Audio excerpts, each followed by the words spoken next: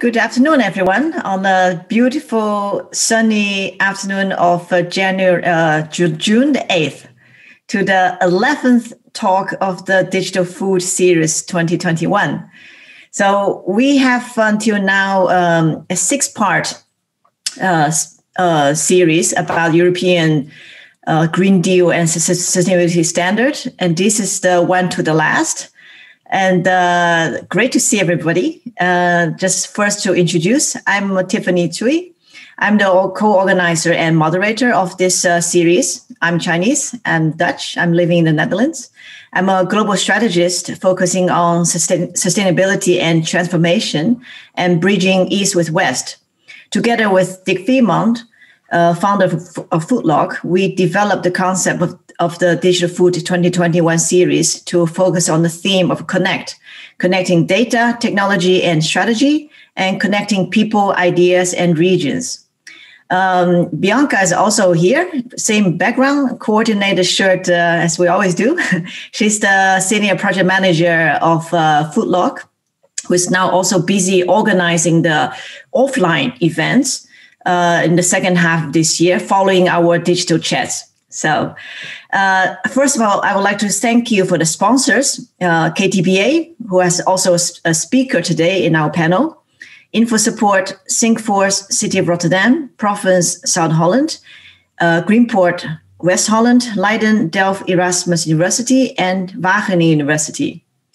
So to start, I would like to start asking a poll question to everybody. Bianca, please.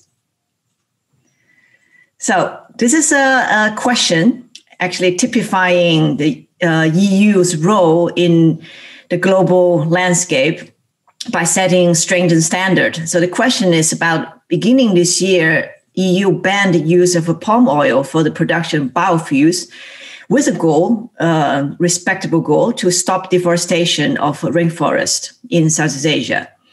The question is simple: do you agree or not? So we can come back to this question. So as this question also suggested, about 1/3 of agriculture products imported in the EU came from developing countries alone, excluding China and including Africa. So that means 1.1 billion people in these developing countries engage in agriculture are depending on trade with Europe for their livelihood.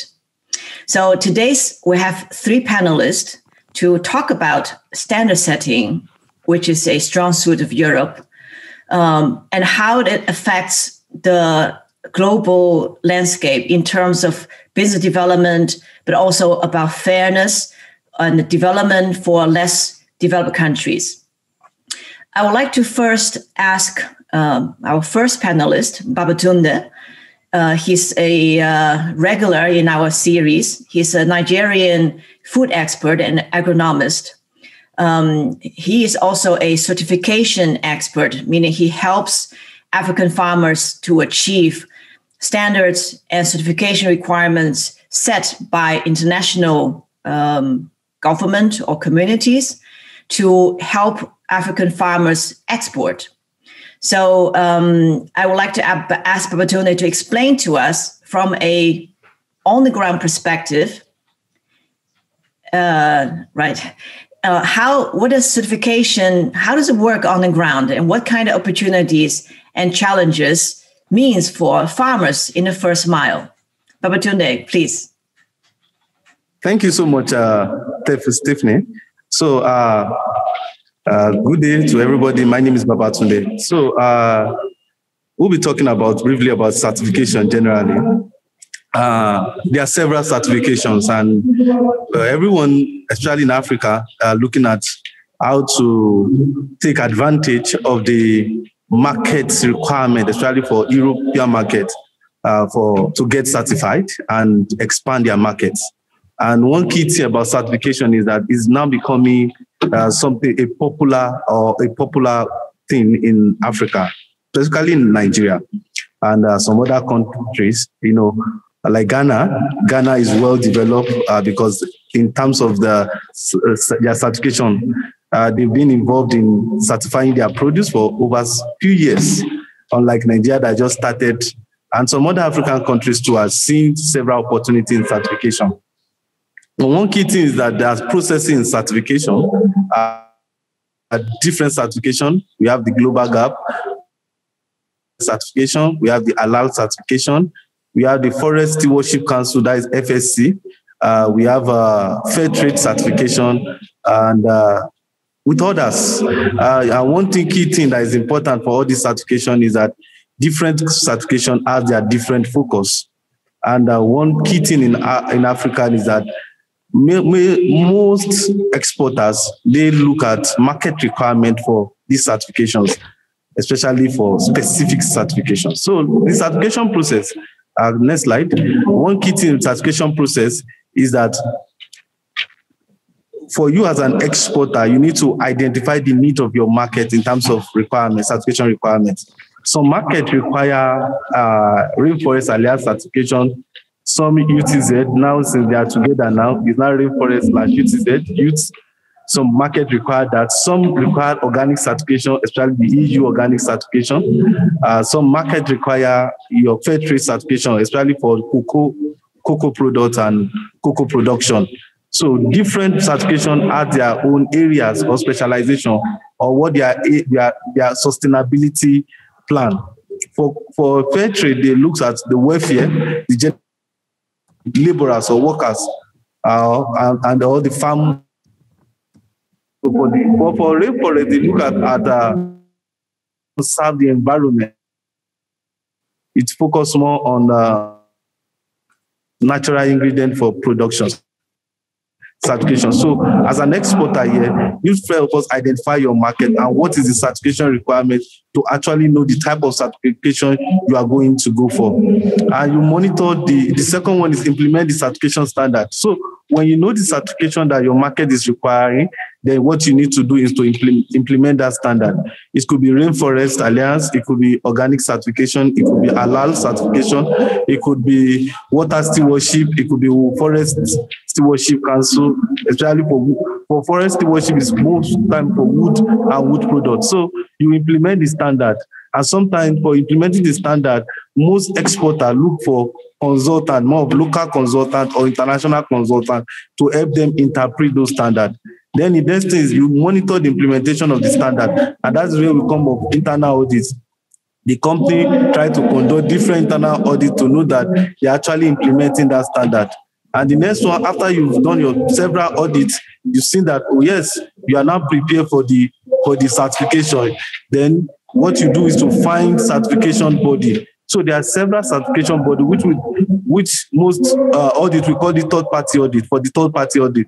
So we use certification bodies. So there are several certification audits. We have in Africa, we have the Control Union, we have the EcoCert, we have the SGS, we have the AfriCert, amongst others. So you identify which of the certification body that actually can help to audit you, because there are some certifications that are licensed to audit, like 5 or 6 certifications, some only few. And also, you also look for certification body that are licensed to audit in your country. So we look for that. Then the next thing, after you've done that, you pay. There is always a payment for it.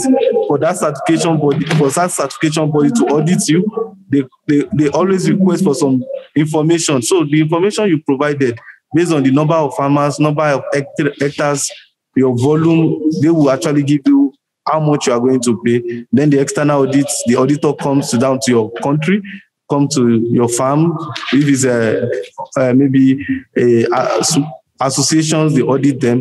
Then next one is they give you whether you are compliant or not compliant. So they give you your results. So if you have a non-compliance, you have to close the non-compliance. It means that you have to certify them that yes, you fulfill the requirement.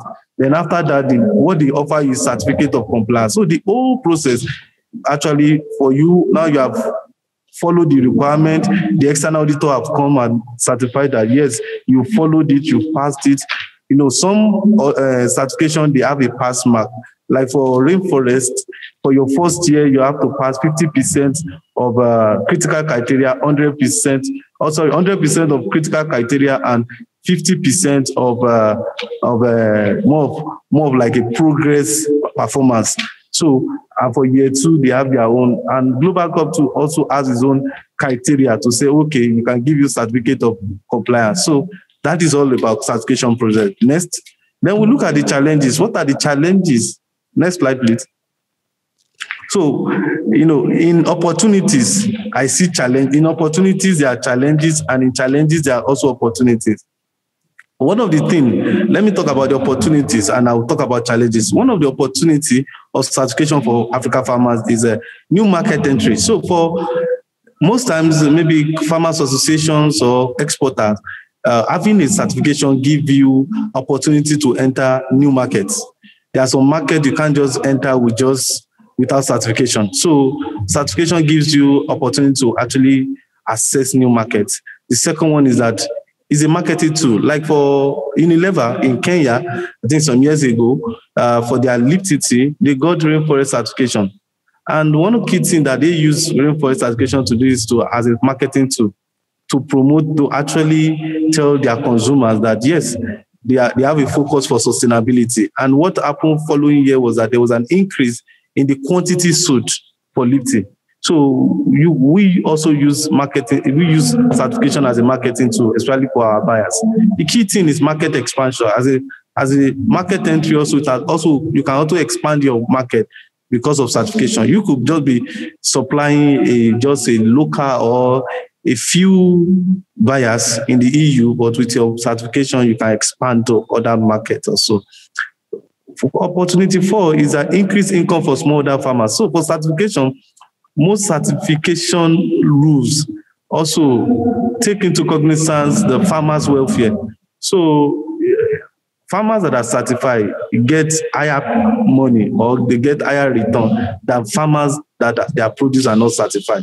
Because like for the project we are doing in Nigeria, for our rainforest certified farmers, they get about between 5 to 15% higher than those that are not certified. So which is a good key for them. And the last one is improved knowledge of farmers on food safety and sustainability. Now, because for us, we need to train farmers on the essence of food safety. So also sometimes we need to also explain to them on the importance of sustainability and also climate smart measures too. So these actually increase them and also increase also their awareness on issue of food safety. Thank you. Next.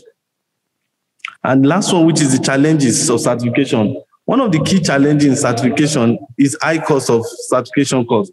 One key thing is many companies, especially standard owners, they also charge certification bodies. And you see that whenever you want to get certified, the cost of certifying maybe 500 farmers, sometimes about more than 3,000, 4,000, just for certification body, aside the implementation. Because we want to implement, sometimes we need to bring, most times, exporters or farmer organizations, they need to bring consultants. They bring the consultant into it, and what the consultant does is want to help them train the farmers, help them to prepare all the documentation. And the cost of it is very much. And sometimes the time for implementation is between 6 months, sometimes 12 months, sometimes 24 months, depending on certification. So the cost is so much, it's so high. And it's a major factor. So that's why a smallholder farmer, just one smallholder farmer cannot just think of getting certified. So they always come in group. The next one, all realistic criteria.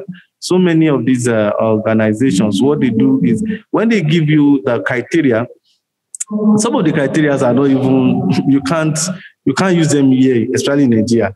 Some is based on what is obtainable in their environment, and they know that sometimes some of these infrastructure are not available. So these criteria must to comply with them. For instance, now for their new standard, this stipulates some of the data we are collecting, we must use collecting. This is extra cost. Electronic, in rural community, there is the issue of internet infrastructure. So how do you use electronic way to collect data? So some of the issues are there, and which is also a problem. The next one is technical personnel. They are so few for some standard. Now in Nigeria, if you try to, you are looking for consultant for Rainforest Alliance certification or Forest Stewardship Council, it's rare for you. I think the only person I know that has the Forest Stewardship, that is a lead auditor, is just one person in the whole of Nigeria. And for implementer, I've not seen anybody. though they do online training. So these are the key things that sometimes you have to import technical personnel into the country to actually achieve this certification. And the last one is information on standard. Very difficult to access. If sometimes you want to download all this standard for some organization, unlike Global Gap now, is easy. There is an easy access to get information on their website. Very, very easy. Their checklist, what they are looking for, some other document is easy. Unlike some other organizations that you can easily get. And for farmers cannot even access it. And sometimes you think that certification bodies will help you. No, sometimes they don't help. They don't know, because they are more interested in how much you are going to pay them. Not, sometimes some things changes in the standard, maybe within changes, and certification body will not inform you, and you don't have a venue to know some of these changes, because certification bodies are not doing the work, and the standard owners too they don't interface with farmers or so. That they only interface with certification body. So these are some of the challenges, and the opportunities there is that there are several opportunities in this thing. For the high cost now, there could actually come a point where some of these standards can come together as one single standard. That is why I love Rainforest and UTZ coming together to become just one standard. It's a good one. It reduces cost. There are things that we could do, and also some standards could be local. There's an opportunity for also EU community looking at the local standard and trying to consider some local standard that can also fly. And technical personnel, yes, there are opportunities to train more people, more personnel in so many African countries, that they could not be auditors, either lead auditors or also implementers and the likes. And information, yes, there could be a platform where it's just a single platform where you can get information on all sustainability standard and other standard. I think those are the opportunities there. So thank you so much. The last slide, thank you so much. Thank you, Babatunde. You are in a training session right here, so there's a little bit of the noise in the background, but the sheets are very clear. I think also you, in your presentation, you already introduced actually our next panelist, Lars Keijser. Babatunde already mentioned a number of certification bodies, including Global Gap and Rainforest Alliance, right? So you worked with Rainforest Alliance before joining KTBA, right? Yes. So, and then before we start, I would like to actually show the poll result on the palm oil question. Okay. 70, we have a big part of our audience agreeing with policy.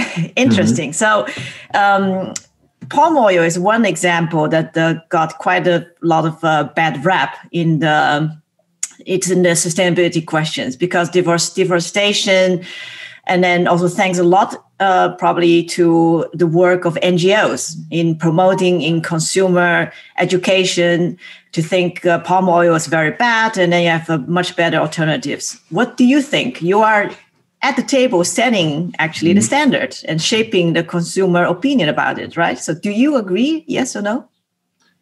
Well, I agree with the statement as you put it forward here, because palm oil or any use of vegetable oil for the production of biofuels, I think, competes with the food supply chain. But I think in general there is a trend going on of not only canceling people but also canceling commodities, if you will. So, and one of the prime victims here would be palm oil. Now, I'm not saying by any means that palm oil is without its challenges and without its downsides from a perspective of sustainability, but palm oil is at the moment the most efficient vegetable commodity that we have. So if we seek to replace every single food produce that currently has palm oil in it, or every single cosmetic produce, a lot of those also have palm oil in it, then we would be in trouble, because simply there is no viable alternative. There are tests and there are There are initiatives looking at the use of, for example, algae and the oil they produce, but those are initiatives and ideas that are currently, to the best of my knowledge at least, not scalable enough yet. So I think the whole cancel culture for palm oil is maybe a bit premature. I think especially if you look into the criteria that the Roundtable for Sustainable Palm Oil sets, so the RSPO, I think they are well on their way to tackle a number of pertinent challenges that palm oil brings, amongst others deforestation, but also biodiversity loss, for example. So committing and complying to the RSPO standards when producing and using palm oil, I think is currently the best thing you can do. Now, just a little thing that catches my eye every now and again when I look at the TV is there are certain commercials on the TV. There's one in the Netherlands that most of you might know. It's the Flower Farm. So they're basically talking about having a sustainable alternative for palm oil. And this is what I call a little bit misleading, because the lady in question that is acting out in this commercial, she basically says palm oil is bad. There are better alternatives, and if you purchase the Flower Farm, it's all another form of vegetable oil, and there's no palm oil in it. So if everybody would do that, then we would rid the world of a big problem. But if you look at what's in that actual product, it's shea butter. Now, for those of you who are not familiar with the shea supply chain in general, the shea supply chain is all the shea comes from one small little shea belt that is across Africa. And if everybody would start substituting palm oil for shea butter or shea oil, we wouldn't have any shea trees left. So that's just a little bit of context where sometimes the media or the commercials or even policymakers they kind of cut a corner. I don't know if they do that deliberately. I mean, in some instances they will, but let's be positive and say that most people do it because they simply don't know the reality and the context of things. But I think in general, for now, palm oil, especially the certified kind, the non-certified kind is another question, another story. But the certified palm oil, the RSPO certified palm oil is the best option we have currently in the market. Well, that's the palm oil case is very actually illustrate the complexity we're dealing with the EU Green Deal, impact assessment, matrices, what exactly are the impacts on the ground, and also especially the political consumer pressure. In our panel, we have Wilbert Hilkens. Earlier, we talked about storytelling. So storytelling is a very powerful means to sway public opinion, but we also, as consumer, can be quite emotionally swayable, but without a lot of so that can be good or can be working the other way. Maybe it's not even helping the very original good goal that consumers set out to do.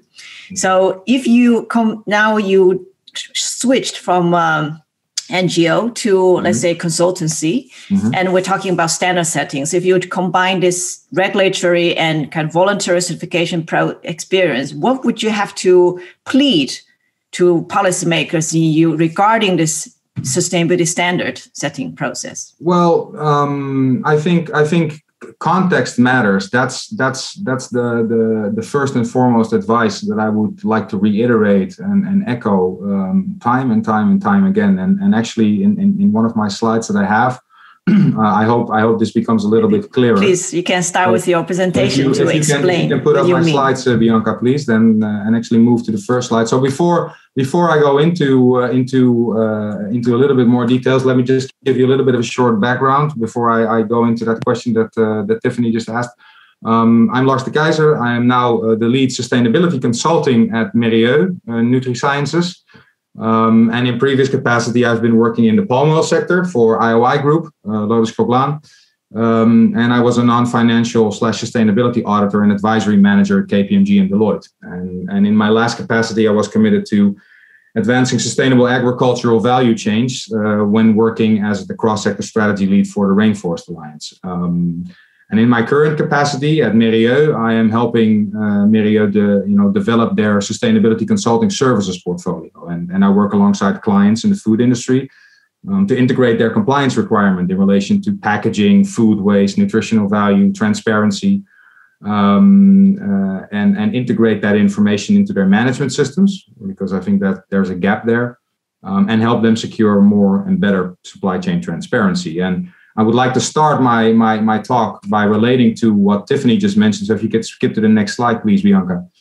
I would like to start by showing you all a general picture of an agricultural supply chain. Now, most of you will recognize this example. And so why am I underscoring 3 different contexts here?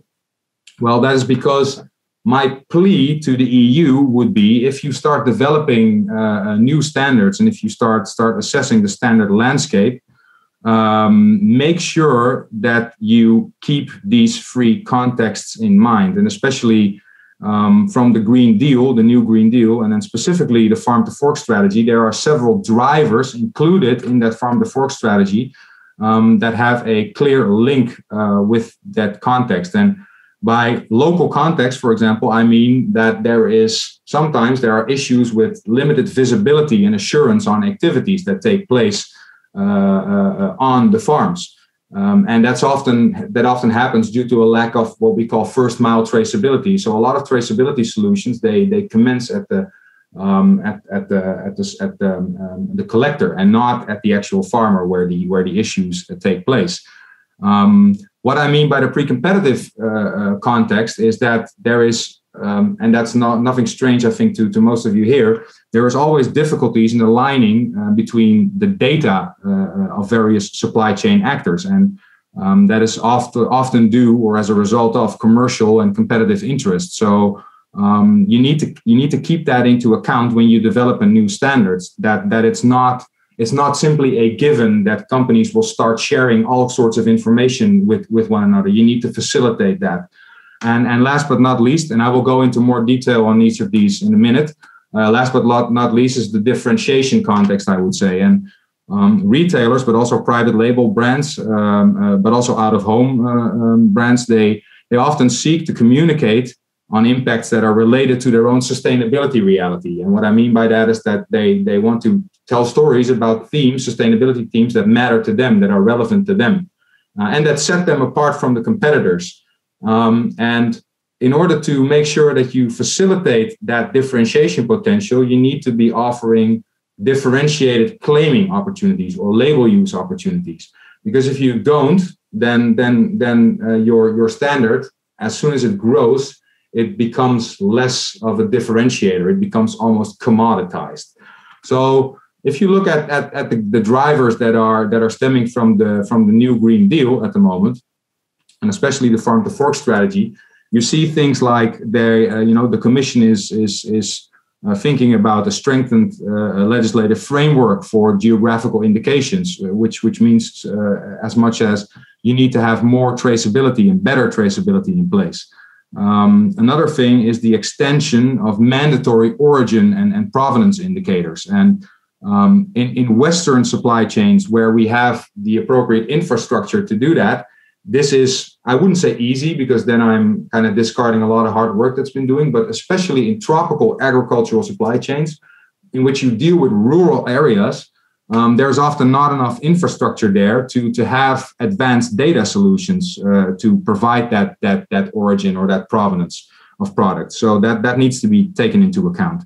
Then the competition rules will be clarified as part of the Farm to Fork strategy.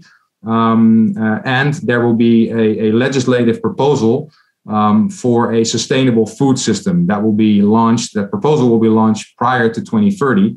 And it will dictate a lot of responsibilities in supply chain actors operating in food.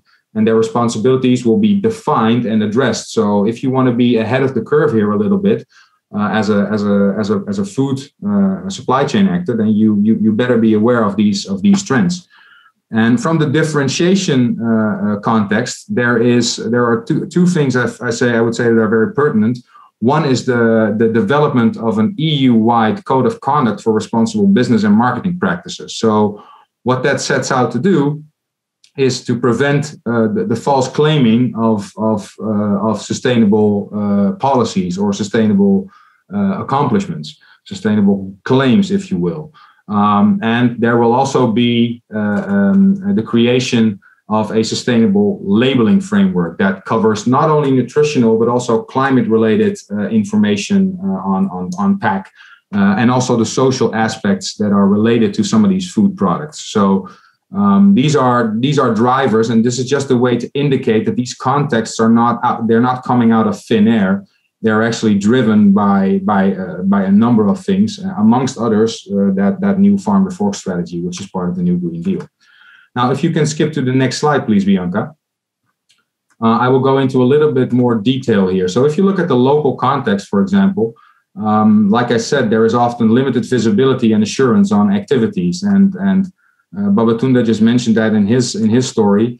One of the differentiators for farmers to start using certification is the payment of a premium, which next to an increase in yield is one of two very important drivers. But if you cannot assure with 100% certainty that the money that is paid by supply chain actors to secure certified material, if you cannot assure that it actually reaches the farmer, then there's a problem. So that limited visibility, not only in payment, but also in the application and the management of requirements that come forth from the standard is an issue. So, more often than not, that traceability is not available.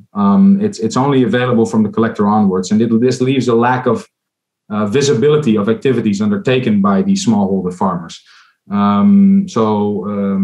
Look at, for example, for some themes, take deforestation, for example, there is already technological advancement that kind of mitigate those risks. So you have satellite monitoring, which allows for an accurate mapping of the plots that have been identified as being close to high conservation areas, for example, which is an important indicator for deforestation. But for other themes, such as biodiversity, pesticide uses, but also forced labor, child labor, these are more problematic. For these themes, you simply need auditors or verifiers on the grounds to confirm compliance with requirements set by standards. But since you cannot have auditors on the ground 24/7, that would simply mean that the cost would skyrocket and would not be affordable. Auditing provides us now with simply a snapshot. And this is why origin assessments, for example, combined with a good blockchain solution, which can help monitor and evaluate from the collector onwards in the supply chain, are very important to verify and substantiate origins.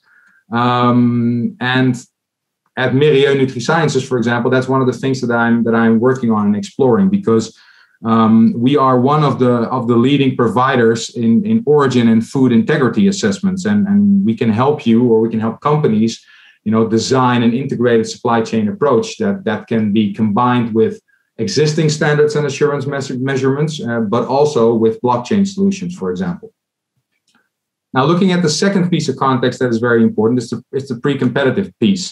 So what you see is companies in general, when they engage in partnerships and in complex solutions, then they need a safe place to store their data, to have discussions, to be free from antitrust regulations, but also to be able to talk freely and to analyze data freely of commercial and competitive interests. So there's four things here, I think, that are very important to keep in mind when you develop a solution or a standard-setting solution as part of this EU Green Deal. And that is, you need to acknowledge the need for shared responsibility, because otherwise you will simply exclude certain supply chain actors, and most likely you will exclude the farmers, which are the most fragile actors in the supply chain and in most need of help. So you need to design with the collective supply chain in mind, and be very honest in defining your role and responsibilities as a supply chain actor.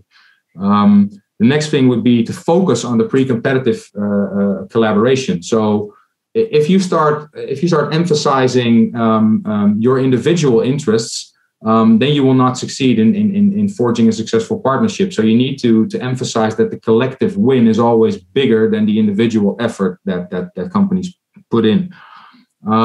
Then again, just echoing this earlier point of myself, which is quite arrogant now that I mentioned, but keeping the local context in mind is very important. So, like Babatunde mentioned in his speech, there are often local dynamics. The way produce is collected, the way produce is traded through middlemen, but also the infrastructure, the local infrastructure, the lack of internet, the lack of roads to secure safe and sustainable transport is often not there. So you need to keep that in mind when determining the requirements.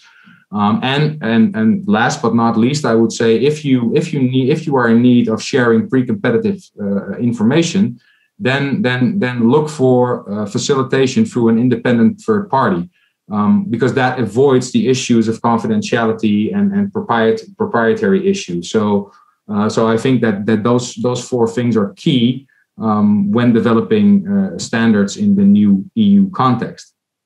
Now, looking at the differentiation piece of the puzzle,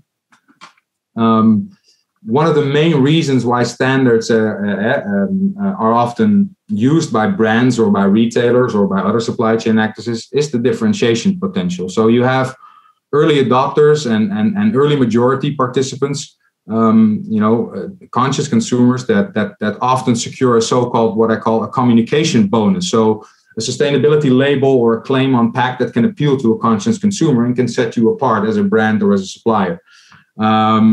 However, as more supply chain actors join a standard, the communication bonus is often minimal in terms of effect, since most standards use predefined labels, claims, and that leads to a commoditization of the standard. There is no differentiation potential. And this is likely also one of the reasons why we regularly see new standards and labels popping up in the market, much to the grief of a lot of farmers, because the standard landscape is already very, very diverse, and every new standard that comes in, increases or has at least the potential to increase the administrative burden for farmers, and this is something you would want to avoid at any cost. So the need for differentiation is vital, and standard setters need to use as much as they can real-time data, and offer the possibilities to use claims that are fitting to the reality of companies working with them. So, a company the likes of Unilever might have different data needs than the likes of a company such as Ahold or a trader, which is acting like a middleman. So one might be interested in deforestation, while the other one would be interested in slavery-free or child labor-free supply chains, it's both sustainability, it's both standard related, but it depends on the context where it's a most urgent issue. And this is why you currently see standard setters such as the Rainforest Alliance, my former employer. You will see them deploy interactive farmer dashboards that allow supply chain actors to pick and choose data that is most fitting to them. And standard setters are increasingly becoming aware of the fact that data integrity is a risk. So if you're not asking the right questions, if you're not asking farmers to collect the relevant data, they will simply either not do it or supply, not necessarily wrong data, but corrupted data, in the sense of that it's not correct, it's not accurate, it's not complete. So standard setters are seeing this risk, and they're deploying approaches now that make data collection relevant for farmers. For example, by helping them get better insights in their own yields or in their own premiums that they receive. Then, if I look at my own context of work now as a consultant for Mérieux, we operate more in the upstream supply chain, where our customers are often required to comply with sustainability data requests coming from downstream actors. So mostly the retailers, the big A brands, or the out-of-home operators. And those are mostly also registered or connected to standards. So but what we have assessed is that the related data that is needed to substantiate, these companies' efforts is often not collected and analyzed as meticulously as, for example, food quality data, quality assurance data, but also financial data. And so at Mérieux, we are currently working on a solution to help our food suppliers select the relevant themes. So make sure that it's connected to what the supply chain wants, but also to the greater context of things, such as the Sustainable Development Goals. Then we help them set the appropriate objectives, which are in line with demands from the supply chain. That can be individual demands from retailers or brands, but it can also be demands coming from certification, requirements coming from certification. And then what we do is we select appropriate KPIs, determine how to retrieve the data, so that it's really easy for companies to simply pick and choose the data that their supply chain actors or their legislators are asking them for. And then we integrate these metrics in their management system so that they're easily retrievable and easily communicatable. So that is in a nutshell how we try and do our part as Mérieux in opening up the data in the supply chain and making it shareable.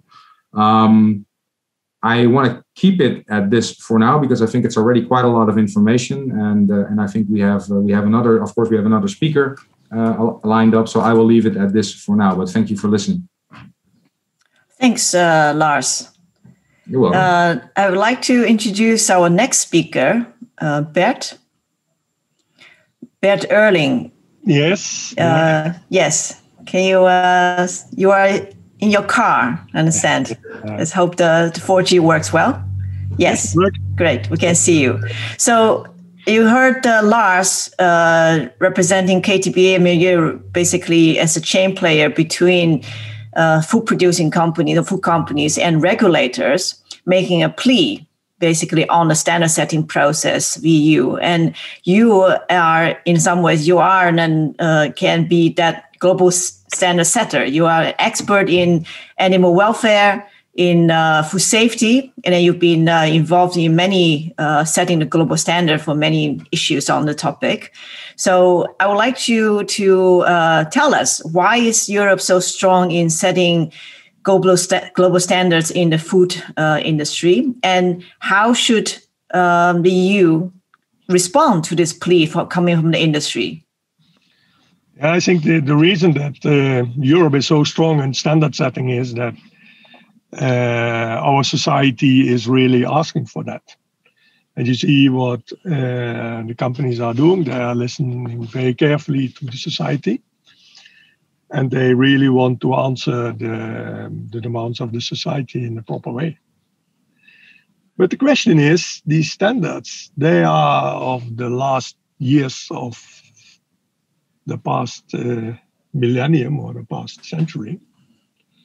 The big question is, how long do they really stay with us, and are they still setting the tone, or do they stay with us but making the music could be also in another way and using data and that kind of things? And that's actually what I want to speak about also in my presentation.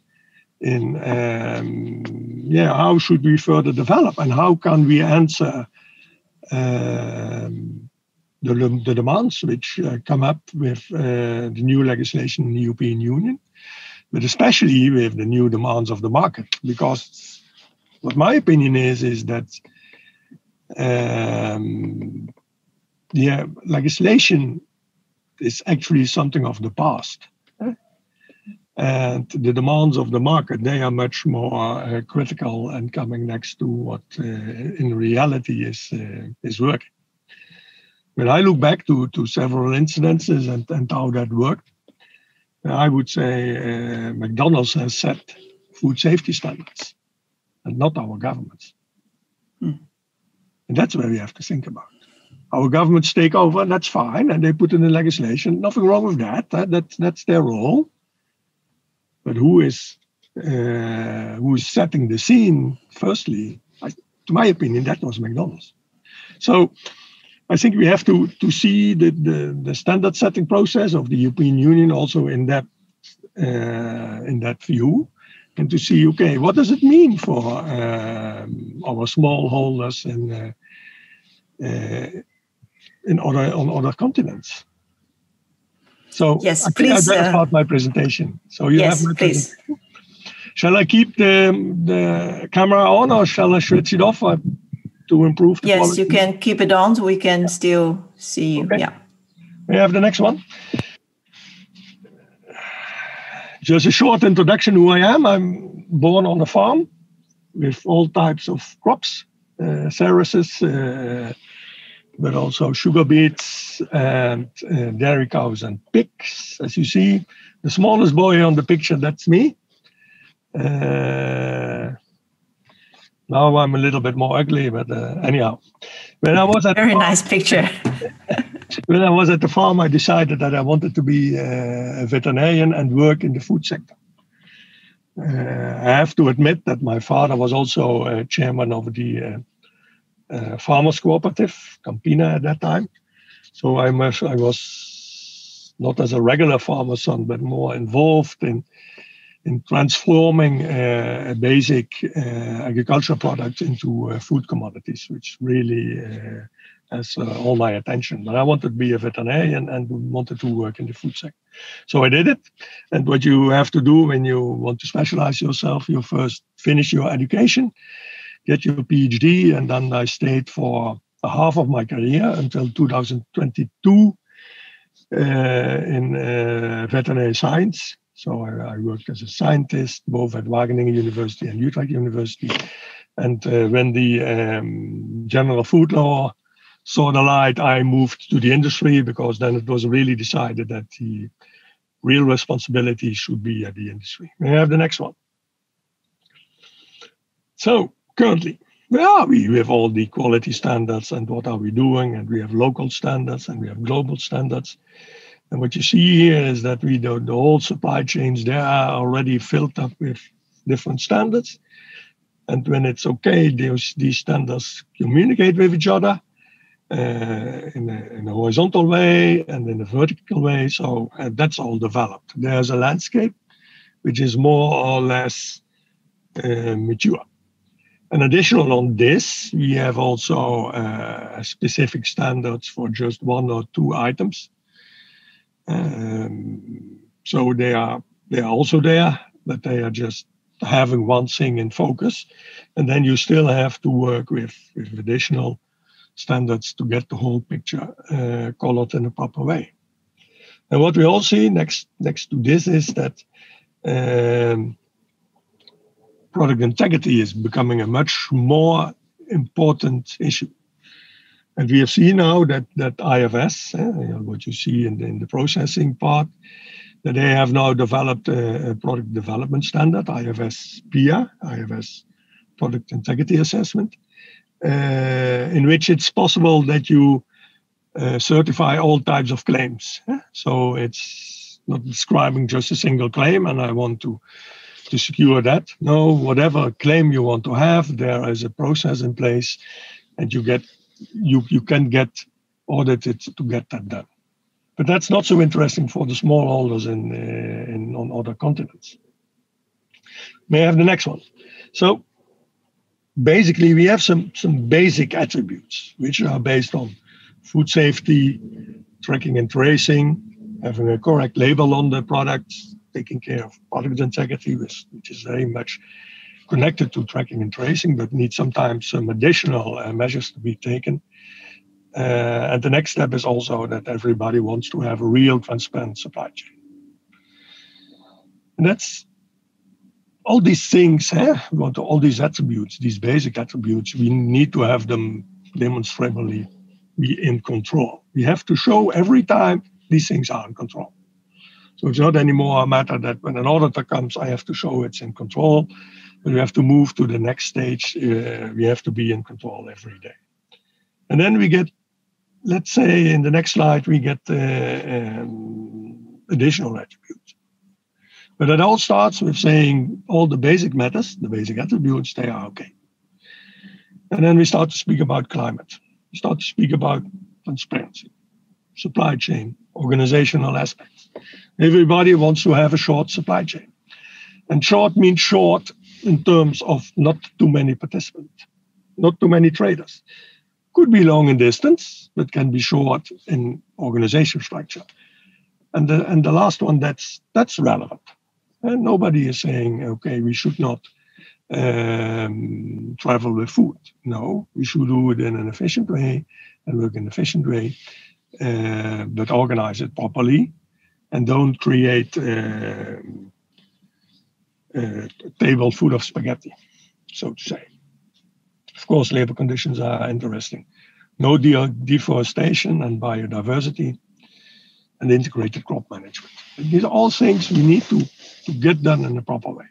And what you see here is, just to give you an example of soy, the Dutch retailers first started to say, okay, we want to have RTRS soy. It's a type of green energy deal, so I pay a little bit money, like we did in church in earlier times also, and then I'm free of sins. But now we see much more the development that the retailers say, no, we want to be sure that this soy or the soy that's used in the supply chain is not originating from a deforestation area. And what we see now is you can get that organized just with simple data. We don't need additional standards, just with simple data, and use source data and communicate them in the proper standards throughout the supply chain. We have the next one. So, to my opinion, I would say, and also with the Green Deal and the farm to fork discussion, rethink the value chain. Think in less complexity, in reduction of risks. After a simple thing like the horse meat scandal in Europe, and what we saw at the big A brands and some of the big retailers, they not just reduced the number of suppliers, they just reduced them to the tenfold. They decimated them. So that was a very strong signal. We have to get organized. We must be sure, and you reduce the risk when you make simple supply chains. And there's room for a smallholder producer in these simple supply chains. The thing you need to do is get your data organized. It's all about who's most effective. And when you can grow a certain product in a very effective way with a low carbon footprint, in certain places in other continents than Europe or US, you have to do it there. And then the market is ready to get that onto their shelves. The source data you produce, they are very irrelevant, and they need to be protected. And we need to create the kind of transparency. And I think we get much more data and much more standards within the next years on data than on new standards as a result of the farm to fork or the Green Deal. So physical distance is becoming less relevant. So we have the whole thing in climate is land use. The effect of land use on the climate is much bigger than the effect of transport. And we have already high technology to do that in a proper way with respect to transport.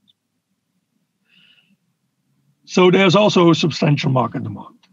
And we have to be clear that that's the main driver to do the business. I have the next one.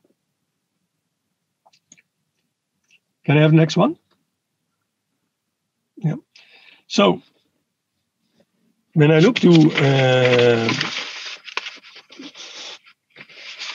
what's happening, there's a great opportunity for smallholders. And I really see that you're becoming a little bit more in the focus of also the consumer and retailers. But you have to become digitally aligned. And you can create local solutions for our global demands.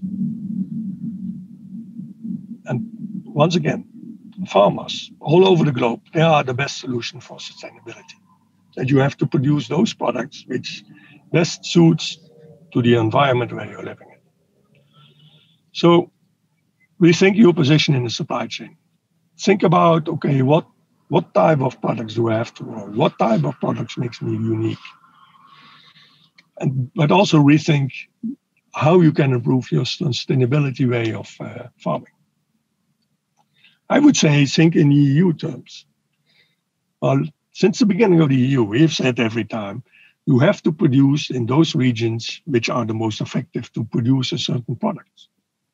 And we have to think more globally. And we have to use that wording also. And the most important thing in all of that is connect to the private market standards and to the private market data standards. That's, to my opinion, where the journey is going. And that's a very interesting journey with a lot of opportunities. I think many more opportunities than challenges. But we have to rethink again how we get things done. So thank you for the attention. Thank you, Bert. Great. We have actually quite substance-heavy presentations, all the three. Actually, quite a summary also for a lot of discussions we've had in our series about how do you bring smallholders into the picture, the challenges, data governance strategies, and the linking the public standards with, let's say, private market standards. In our panel, we have audience today. We have quite a number, or actually all of you are experts in the field. Wilbert from Food Insight, we talked about storytelling and standard telling story with data. And Marjan de Bak-Smit, you are working on the True Code to address some of these issues on data operability and also for smallholder holder identity issues. But also, as Bert mentioned, there is huge opportunities, but also challenges for smallholder farmers. As Babatunde already mentioned, that there's a lot of infrastructural limitations. So we can have a trap of the digital divide by this moving towards data and green, because smallholders can also be potentially be left out of this digital alignment. So in the coming time, half an hour with discussion, I would like to hear our participant or between our panelists to respond to what you have heard so far. Who would like to start?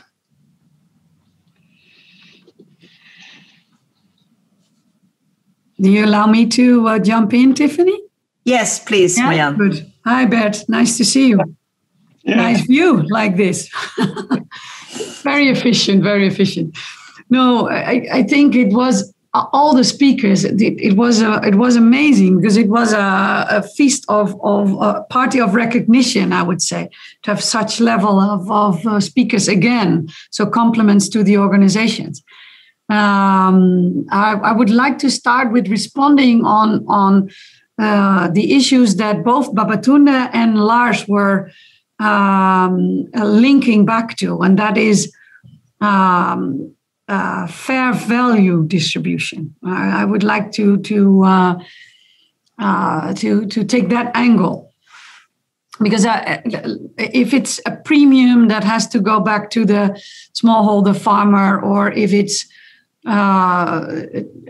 let's say the surplus when a product has been delivered according to standards, if you can't let smallholders benefit from all these recent developments, and I know you talked about carbon credits and Lars linked into premiums. If you don't know the individual smallholder farmers, like Lars said, you are stuck with a collector or cooperative or producer group or whatever you say.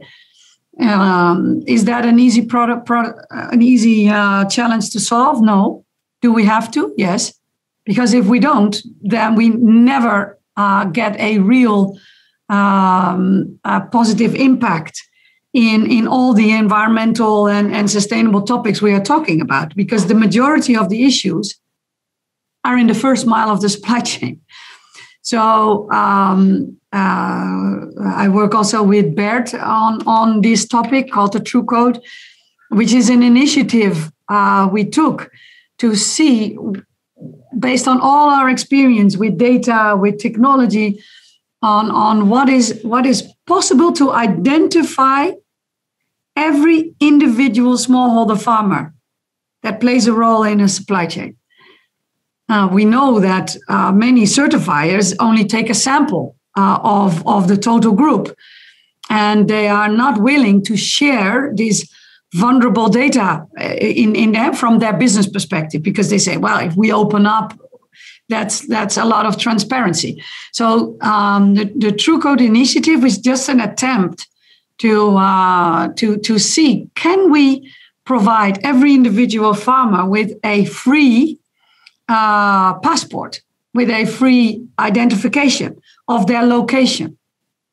And we are now rolling that out as a pilot with on coffee, with smallholder farmer coffee in Rwanda, where we make the cooperative responsible. We trained the staff from the cooperative. My colleague was there, and they are identifying the individual farmers themselves, because they had a list. And after a few questions, we found out that list was not up to date. It is probably less than 680 farmers as they thought. So they were very open to do that inventory again of their smallholder farmers, allowing them not digitally but on paper to collect data, and on the washing station they have the possibility to give this data into an Excel file, because exactly like we heard from Babatunde, in some areas, rural areas, there are there is no internet, there is no electricity, so you have to find a way to do it. That is a first step, because if you have identified the farmers based on a data model, on the minimum fields that you want to have in a passport, it's like our own passport, by the way. You have a personal passport, but we do try the same with smallholder farmers. And by giving them a free number, we have also created a service that if they play a role in a certain supply chain, that the one further up in the supply chain can ask questions, even though the private data is protected, which is very important for cooperatives and traders. So the private data is can only be revealed if the owner of the passport decides to share that. So it's like, the democratization of data. It's a first start. And where I worked on with Bert, McDonald's, Albert Heijn, where Vion is a supplier for both, and Bert and I and with our team are working for over a year on digitizing all the whole meat supply chain.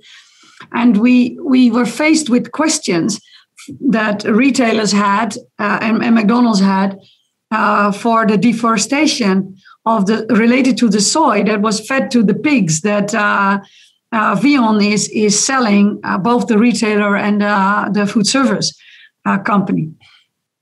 And they wanted to have an answer on this deforestation question. And together with Bert, their farmers, their feed mills, but in the end also with Civitra, which is a large soy trader, we found incredible answers.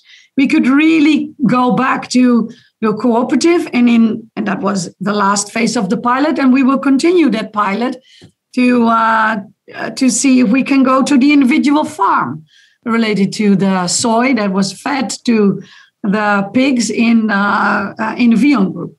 I don't know, Bert, if you want to add a little bit about what we've learned there.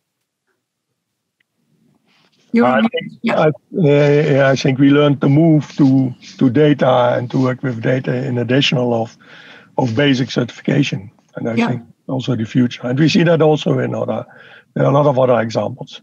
Yeah, and I liked very much your presentation, Bert, because it brings everything together. I think it's the real trend. And I heard Lars talk about standards and that they are becoming a commodity, and that's absolutely right.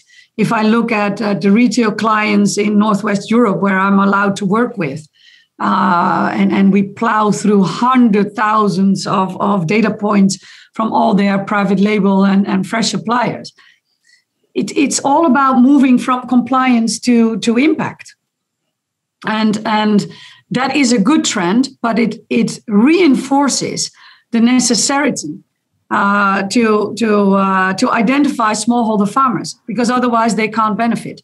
And that is a personal mission. I'm very happy and proud to have great thinkers like Bert, but also Dick and you, Tiffany, at our side to step by step see what is possible. I mean, everybody knows it's difficult. Yeah, right. Well, try to do something about it. So I want to keep it with that. But compliments for all the speakers. You did a super job. Thank you, Marjan, and also congratulations on your pilot. So that is really looking forward to the next steps to upscale this TrueCode first mile solution. I would like to ask Wilbert to join in. Yes, hello. Hi, Wilbert. So you gave an introduction and we had a discussion about the storytelling. So today you heard also in Lars' presentation, that's a big part. So I'd like to hear your comments. Yeah, it's always a challenge to tell the story why the choices were made as they were made, because the erosion of standards or certification, I have to be more precise. That's what we're seeing right now. If I have a look at the seafood area, we're I think 5 years away, or 5 years away, where MSc and ASC were very dominant in the whole certification scheme. But if I listen to retailers and food service companies about those certifiers, but the same is actually also for other goods, and then we're in a complete different world.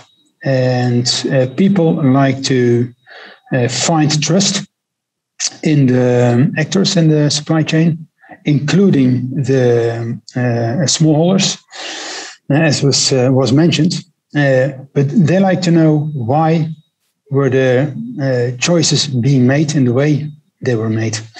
And you know for sure that you can't do everything 100% right. But people like to like the people behind the organizations and to know why they made the choices they made. So they like to know the story of the product. And that is what you have to standardize until a certain level, because else it's becoming too costly. And therefore you need the data. But then you have to go from the smallholder downstream to the consumer, and being able also to tell the story to the smallholder, what the consumer likes and how he is consuming the goods, and back from consumer back to the smallholder, up and down, and not just a part of the supply chain. And what we see, unfortunately, in a lot of products and product groups, but all the way. But telling the why the choices were made. That is what the people like. That's, I think, also the strength of Foodlog, and where you're working on in a nice way. But also about the goods they're buying. And for that, you need to have the data aligned. And when you have the data aligned, you can also raise the bar with the standards you're implementing. And then I'm coming back to the remark Bert made about his private sector standards. There the bar is raised once the incentives are there. Yes, thank you, Wilbert, because as Bert already indicated in his last sheet, that actually all players in the value chain need to rethink positioning and strategy and business models. There will be also new kind of business scopes for companies working at different parts of the chain. And in fact, that's what Lars is working on. I know, Lars, you skipped part of the presentation, but I welcome you to still present what you think that it means as a business, because as Wilbert, you build your business actually by developing this from data to story for niche brands. And Lars, with ktba, you have a lot of big multinational as your clients. They also, from the market demand, the market is also asking different or new or existing things. So how does that change your business scope, and what can you offer in terms of also working with players already on our table today? For example, with Vion, with the Wilbert. I would like to hear your comment. How do business connect? Yeah, thank you, Tiffany. I wanted to skip my 2 slides about what services ktba can offer, because I think it's a little bit too commercial for this setting. This is about just discussing and co-creating. So, but I can tell a little bit about where our specialities are, and where I would be especially interested in is I liked very much the TrueCode story. I visited the consumer goods website last week, and I caught up on some reading on the TrueCode initiative, and I was pleasantly surprised to learn about their progress. And I would love to know more about how that functions. And one of the things that we might be able to add to the mix as Mérieux would be our ability and our subject matter expertise on sequencing and food origin and food integrity assessments. So one of the strengths we have as Mérieux is that we are able to distinct, or to what's the correct word for that? Well, to distinct between origins of produce. So we have worked on several projects together with the EU, for example, on durum wheat. We have worked on tomatoes. We have worked on olive oils, all of which are products that have a so-called origin denomination. So basically, one of their unique traits is the fact that they originate from a certain origin, and from that perspective, these brands are very adept to making sure that what is in their product is in fact originating from a certain origin. And what our specialists can do is they can, up until about accurate until about 30 to 50 kilometers, we can check and see if, for example, a tomato that is in a can of diced tomatoes is indeed originating from a specific region in Italy. Or if the cocoa used in for example a chocolate bar, which is a commoditized, it's a confectionery product. Even then, we can kind of take out the cocoa extract and then check and see where that specific cocoa came from. Of course, there is, as with everything, there is a barrier to scaling this, because you need a substantial database for on-the-ground criteria, if you will, growing criteria, soil characteristics, plant characteristics, in order to make sure that you do a good job and you indeed target the right sequence when doing so. But I would be very interested to see if we can add something to the mix of organizations such as TrueCode, who are working with blockchain, but who are kind of bumping into that first mile traceability issue as well. And as I understood from Vion, you have found a way to at least administratively work around it for now and identify individual farmers, which I think is a huge leap already. So I'd be very interested to know more about that, and also how we can contribute. One of the other things that I think is vital in the servicing that we do as Mérieux is we look at the reevaluation of packaging, for example. So how does packaging relate to the sustainability goals and ambitions of certain companies? So, for example, if you want to move to more circular packaging or more biodegradable packaging, what does that mean in terms of your compliance with food quality and food safety regulations? What does it mean for your best before dates, for the perishability of your products? So we are in a position to analyze the regulatory environment, make sure that we understand from our customer's perspective what the customer needs to comply with, and then change and amend their packaging strategies accordingly. And the third big piece that we are working on is indeed that integration of information, from the supply chain with quality assurance data, but also financial data. Because if you ask me, for my personal opinion, I think that if you look at the QA domain, which slowly but surely got regulated and is now basically it's a hygiene factor.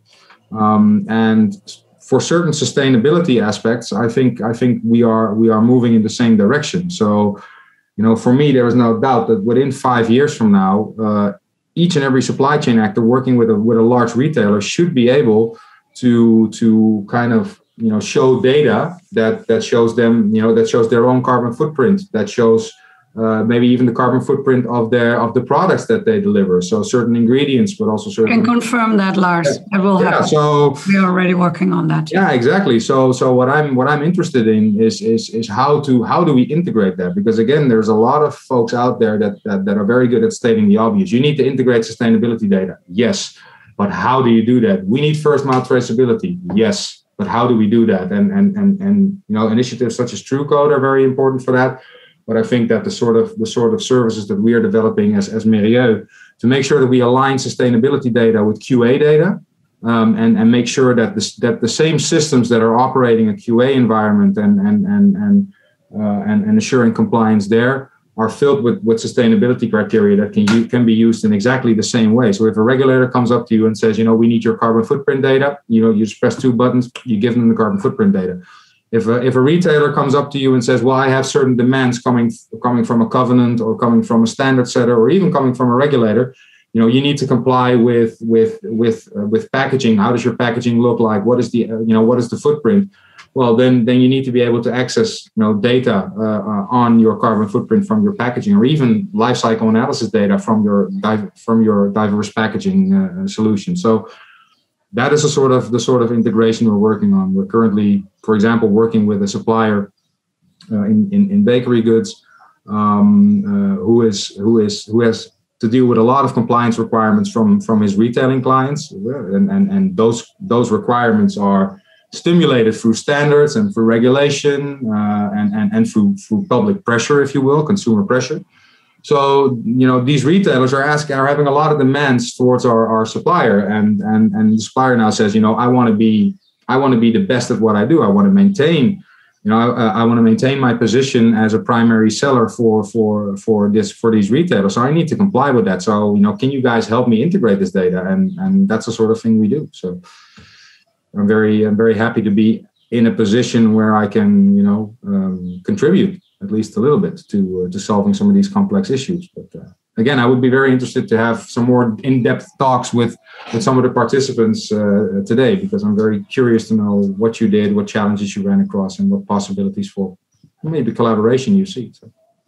Yeah, thanks, Lars. Also, thank you for stressing the word co-creation, because that's also the goal of having this digital food platform is indeed to bring different stakeholders together to identify gaps in creating value and business cases and collaborations. So far we've had our chats always digital, which is great because we can reach out to a global audience. And then the coming half year, second half, when situation also in Europe allows for more physical meetings, we're planning for have both online, offline meeting where you can go into more kind of brainstorming between participants to the stakeholders to actually discuss business cases. So with that, so behind me with this background, I would like to introduce our next, actually the last one in this 6-part series on EU, and surrounding a topic of health. Because in the end, you can talk about sustainability standards, certifications, but they should not become just a marketing tool. And it really should serve a purpose, should serve the purpose of health of people, of planet, of biodiversity, to really also be able to measure that. So in 2 weeks, our session will be kind of concluding this 6-part and introducing the topic of health, from soil health to human health, and also we'll give out the planning for outlining for what our activities will be in store for second half of 2021. So I also would like to first invite everybody to join as a kind of wrap up for our digital chats in the first 6 months. And then we can look forward to meeting each other physically and online to actually discuss more in detail. So actually, with the coming time, I'd like to also invite still Simona to maybe give you are the expert on food safety. So a lot today we touched upon food safety, and that's of course very strong in you. Please also give your thoughts on our content today. Thank you. Thank you, Tiffany. I'm sitting outside, so I hope the background noise of birds and traffic is not too disturbing. No. Okay. My thoughts on today is I heard a couple of very interesting remarks, and especially about the first mile of the supply chain. I was very surprised and also impressed that when the supply chain of certain goods is certified, that it gives 15% more income for the farmers. Now, there certainly will be people that say that 15% is nothing. It should be far more, but I'm already impressed with 15%.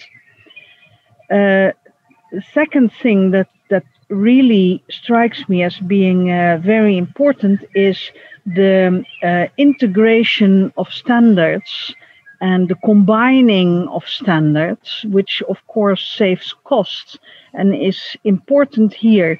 And this is also the case for food safety standards, because since quite a long time at the Global Food Safety Initiative, we always said once certified, accepted everywhere. But until now, we still see a lot of food safety standards. And if you look closely into the standards, what you see is that they're practically the same, only the cover has a different color. Well, I exaggerate a little bit, but on the other hand, it should be integrated.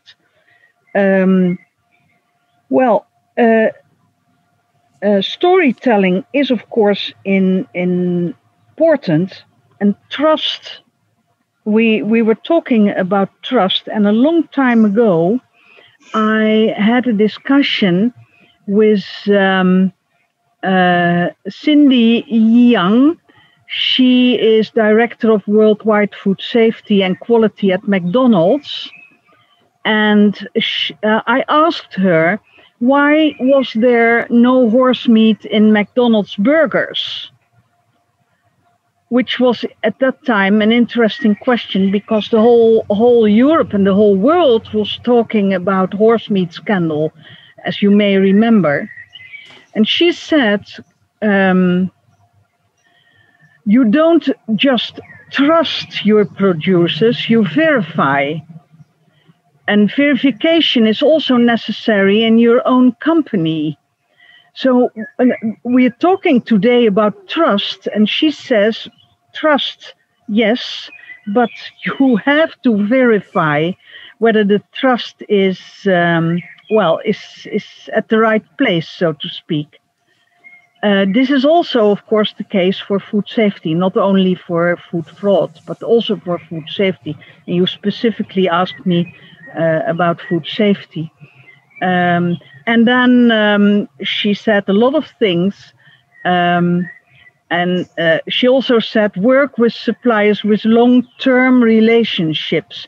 And this is next to trust. You cannot just go for the lowest price. You really have to build up a relationship. And this is certainly the case when we are talking about food safety, because you really have to talk about what you're doing, what your dilemmas are as well. It's not only paradise and only the good things, but you have always dilemmas, and you need to share it together. Does that give you a little insight?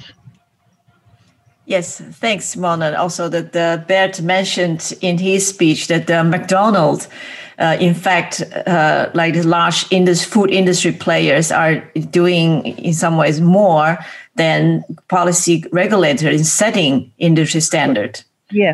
So it's also very important to combine data, which is this kind of faceless, but with the real people faces. You cannot replace that. Data should only enhance the real people contact.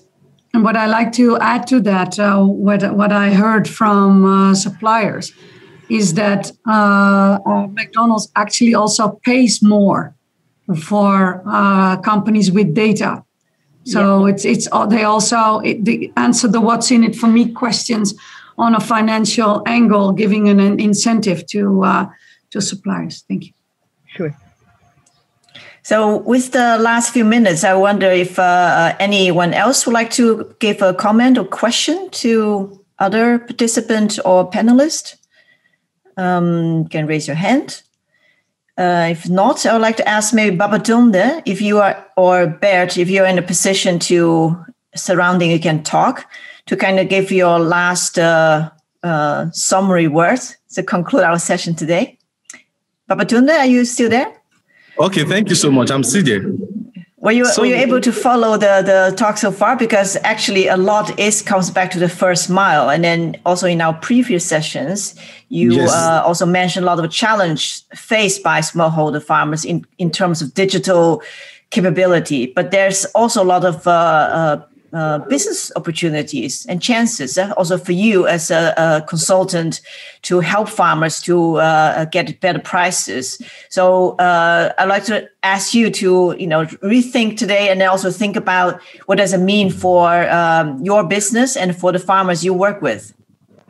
Okay, thank you so much, Stephanie. I think one key thing that is so important for me is that farmers are actually getting good money for producing safe food.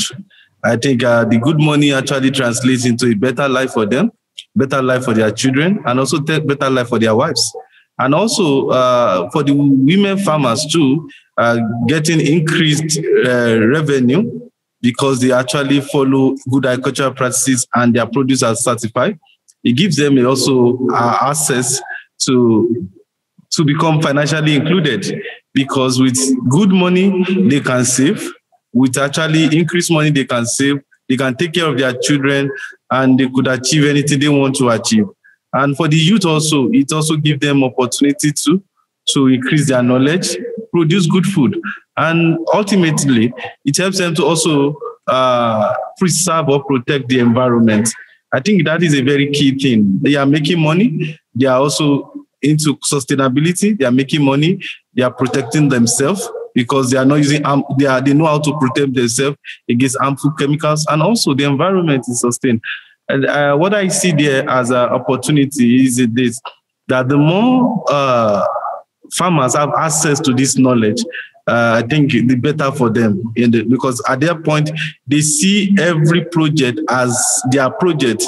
So sustainability from their side is sustained already, because they want to put more effort to achieve it. I think it's a good thing if this can actually be encouraged. But one key thing is certification body must also come to the point where where farmers, either they give farmers, especially farmers association, some subsidy for them. Or if an organization recognized as farmer organization, they should be given a level of subsidy. And especially women association, if women association wants to get certified, there should be a platform where they should be considered for subsidies, maybe 50% of the cost or 40%. I think it will encourage more people. And when we have certified produce, there is a chance for them to actually live a better life. Thank you.